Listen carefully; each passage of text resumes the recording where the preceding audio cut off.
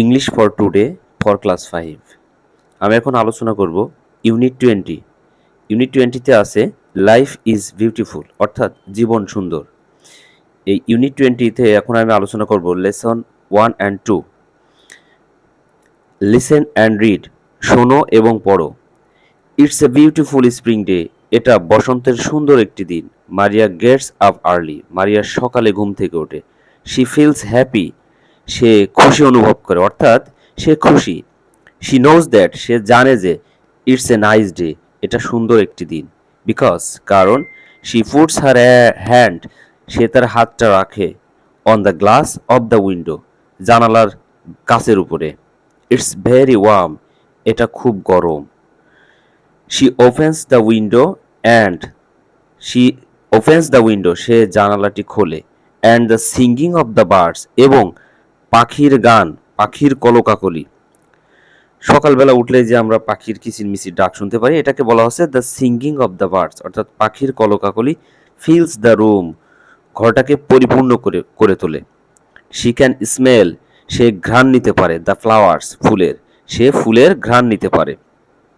Outside আর home, outside her home, তার বাড়ির বাইরে থেকে। দে স্মেল সুইট, এগুলোর ঘ্রাণ মিষ্টি অ্যান্ড ফ্রেশ, সতেজ। এইগুলো বলতে এখানে ফুলের কথা বলা হয়েছে। এখানে যে দে সাবজেক্টটা করা হয়েছে, এই দে বলতে ফুলগুলো, জানালা খুলে সে যে ফুলের ঘ্রাণ আসে সেটাকে বোঝাইছে।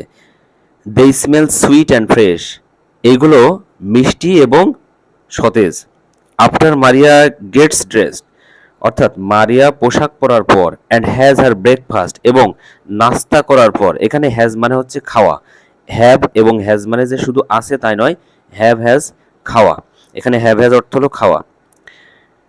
অ্যান্ড হ্যাজ হার ব্রেকফাস্ট, এবং তার নাস্তা করার পর। শি পুটস হার বুকস, সে তার বইগুলো রাখে। ইন হার ব্যাগ, তার ব্যাগের ভেতর। She is ready for school, সে বিদ্যালয়ের জন্য প্রস্তুত।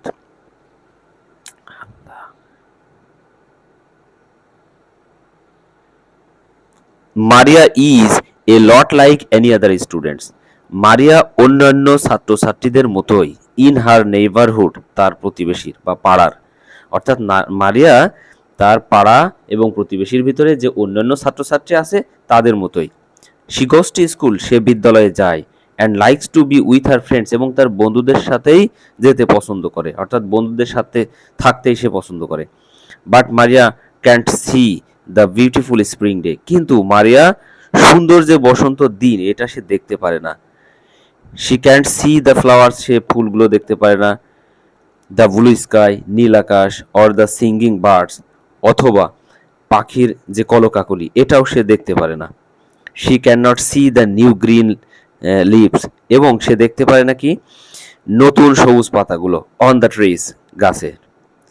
She can not see this, সে এইগুলো দেখতে পারে না। She can not see this, আমরা ইংরেজিতে দেখেছি THIS, এই দিস মানে হলো এইটা, আর THESE দিস এইগুলা, অর্থাৎ দিসের প্লুরাল ফর্ম হচ্ছে these. She can not see this, সে এইগুলো দেখতে পারে না। বিকজ, কারণ শি ইজ ভিজুয়ালি ইম্পেয়ার্ড, সে দৃষ্টি প্রতিবন্ধী। শি হ্যাজ বিন আনএবল, সে অক্ষম। টু সি, দেখতে।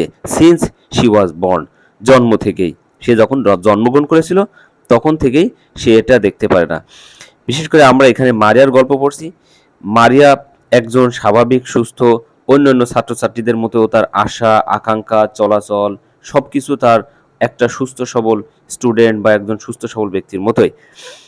তো মারিয়া মারিয়া যে সকালটা সুন্দর, পাখির গান করা সুন্দর, এইগুলো সে দেখতে পারে না কিছুই। কিন্তু ওই প্রথমেই সে গ্লাসে হাত দিয়েছে, গ্লাসে হাত দেওয়ার পরে সে গরম অনুভব করেছে, অর্থাৎ যদি ঠান্ডা হতো তাহলে বুঝতো সে আবহাওয়াটা আজকে খারাপ পর্যায়ে আছে। এজন্য সে গ্লাসের উপরে হাত দিল, দিয়ে অনুভব করলো, বুঝলো যে আজকের দিনটা সুন্দর। এখানে এই ছিল আমাদের লেসন 1 এবং 2 এর আলোচনা। ধন্যবাদ সবাইকে। সাথে আছি আমি শাহিন স্যার, সরকারি প্রাথমিক বিদ্যালয়।